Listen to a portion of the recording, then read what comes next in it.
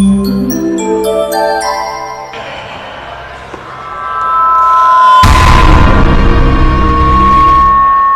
இது?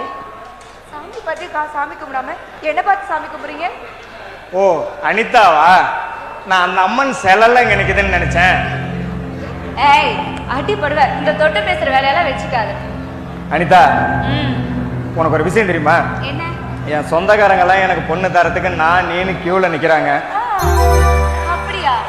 அப்பனா போங்க, உங்க சொந்தக்காரங்களாம் உங்களுக்கு பொண்ணு தராங்கல்ல, அவங்க உங்களுக்கு பிடிச்ச மாதிரி நல்ல பொண்ணா பார்த்து என்னை விட அழகான பொண்ணா பார்த்து கல்யாணம் பண்ணிக்கோங்க. போங்க. அனிதா, அப்படி எல்லாம் சொல்லாத. இங்க பாருங்க, நான் அதுக்கு சொல்லுங்க.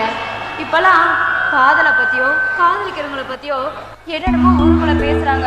அந்த மாதிரி நம்ம காதலுக்கும். அனிதா, நீ தேவையில்லாம கற்பனை பண்ணிக்க. என்ன நம்பு, நம்ம காதலை நம்பு. அந்த ஆண்டவனே நினைச்சாலும் உன்னை என்னையும் பிரிக்க முடியாது.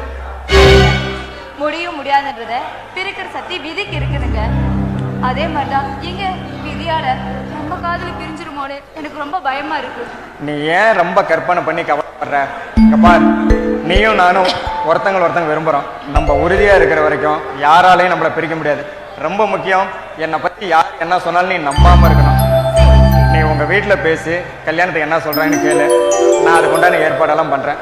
இதுக்கு மேலேயும் உன்னை பிரிஞ்சு என்னால ஒரு நிமிஷம் கூட இருக்க முடியாது. சரிங்க, நானும் எங்க அண்ணன்கிட்டயும் எங்க அப்பாட்டையும் நம்ம காதலை பத்தி சொல்லி இதுக்கு ஒரு முடிவு கட்டுறேன். சரி, நான் கிளம்பட்டுமா? போறதுக்கு தான் வந்தீங்க. இங்க பாருங்க, அதாவது இந்த உறுதிப்படுத்திக்க ஒரு அதெல்லாம் கல்யாணத்துக்கு